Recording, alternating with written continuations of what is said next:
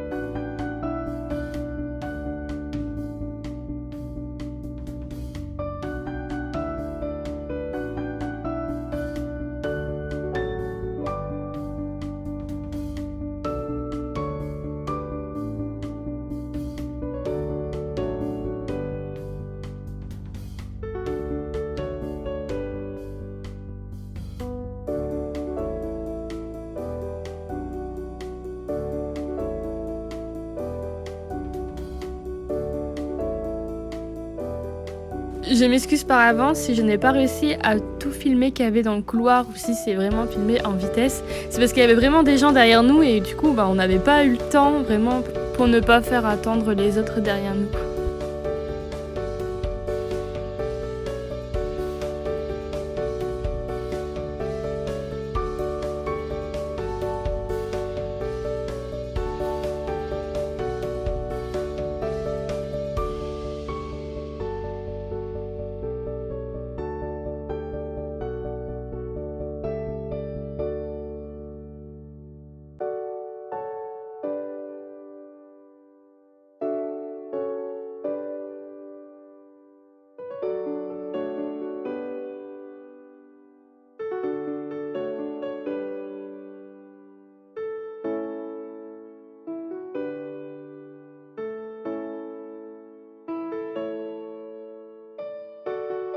Donc là, ce que vous avez vu, c'était l'exposition La guerre en couleurs, qui était donc temporaire.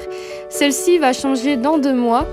Et du coup, c'est pour ça que c'est pas une exposition fixe comme celle-ci qu'on va voir actuellement.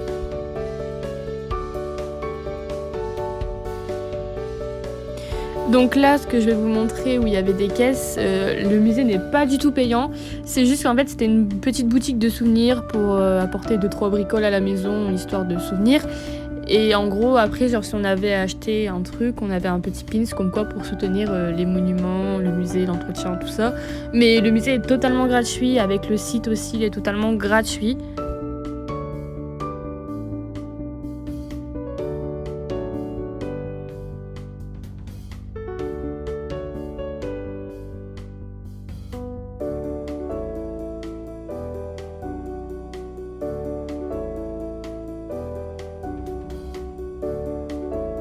J'ai particulièrement aimé cette exposition car il y a vraiment le portrait des gens et il y a vraiment les vrais témoignages qu'il y avait à cette époque-là qui est donc différente de la nôtre et surtout comment les gens voyaient la guerre que nous on a appris alors que eux ils étaient vraiment en train de la vivre et c'est ça qui est particulièrement touchant.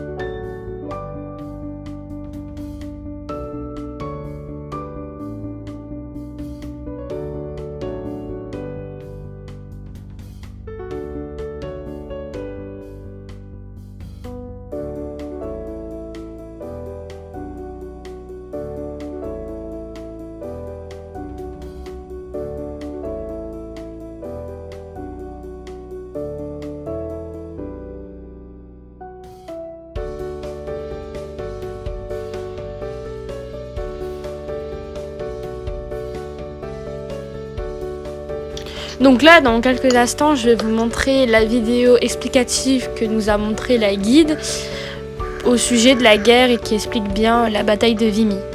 Les forces allemandes implantées sur ces hauteurs menacent Arras, qui est toujours aux mains des Français. Mets-toi ici. Je vois. L'armée allemande transforme ce secteur en une forteresse lourdement protégée. Ce lieu névralgique ne peut être laissé à l'adversaire. Les Français tentent de reprendre le terrain dès 1915.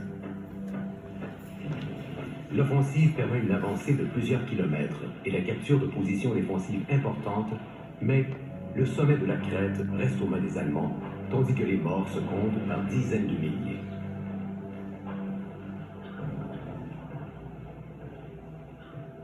La crête de Vimy demeure une formidable position défensive, et sa reconquête exige une préparation minutieuse ainsi que des ressources importantes. L'armée britannique prend la relève au pied de la crête au début de 1916. L'attaque de la crête de Vimy s'inscrit dans une offensive plus large, celle de la bataille d'Arras, menée par 3 armées britanniques. Les préparatifs pour l'assaut final débutent à l'automne 1916. Les Canadiens s'entraînent pendant des mois en vue de l'opération. En avril 1917, on retrouve les 4 divisions canadiennes alignées du sud au nord, devant la crête. Une semaine avant l'attaque, l'artillerie maintient un tir nourri pour détruire le maximum de positions allemandes.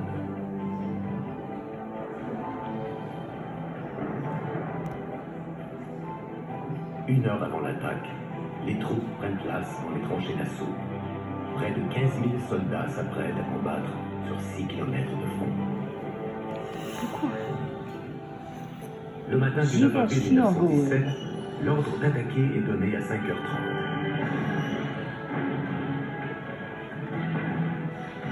Précédés par un barrage roulant d'artillerie, les troupes se dirigent vers la crête. La coordination entre l'artillerie et l'infanterie permet une progression plus efficace. Cette excellente collaboration porte fruit. Les Allemands offrent une position relativement faible sur une grande partie du front, et les Canadiens progressent de façon ordonnée en suivant le barrage d'artillerie. Les positions allemandes tombent les unes après les autres. Au milieu de la journée, presque tous les objectifs sont atteints. La 3e division capture le point de résistance de la ferme de la Folie, pendant que la 1re et 2e division repoussent l'ennemi jusqu'à sa seconde position défensive. Les combats se poursuivent sans relâche toute la journée du 9 avril, ainsi que la nuit suivante et le lendemain matin dans le secteur de la 4e division. L'ennemi est finalement délogé de ses dernières positions au sommet de la crête dans l'après-midi du 10. Après une pause le 11, l'attaque reprend le 12. Les Canadiens capturent le Pimble en pleine tempête de neige, conjointement avec une attaque britannique sur leur gauche qui assure la prise du bois en hache.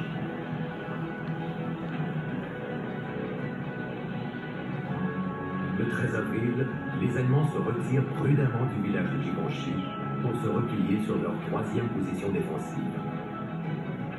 Les Canadiens les poursuivent le 14. La bataille de la crête de Vimy est terminée. Les combats se poursuivent sans grand succès devant les nouvelles positions allemandes jusqu'à la mi-mai. Bilan des 5 jours de combat, les Canadiens ont capturé quelques 4000 prisonniers et plus de 150 pièces d'artillerie et déplorent de leur côté plus de 3500 morts et des milliers de blessés et disparus.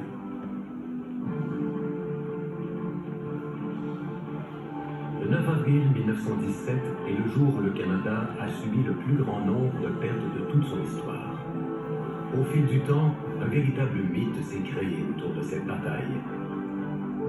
Les Canadiens livreront bien d'autres combats qui leur coûteront des milliers de pertes supplémentaires avant la fin de la guerre, mais c'est à la crête de Vimy que leur nom est devenu célèbre.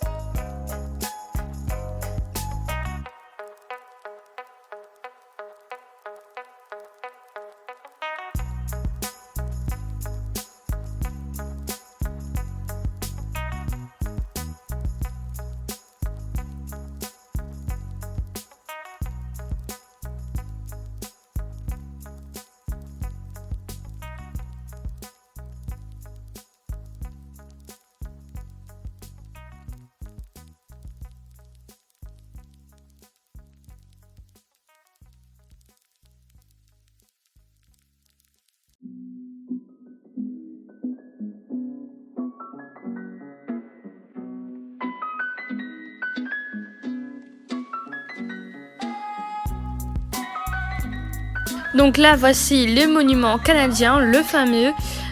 Nous n'avons pas pu tout filmer car nous avons un peu profité d'un moment convivial en famille. Du coup, on va vous mettre un petit diaporama de photos.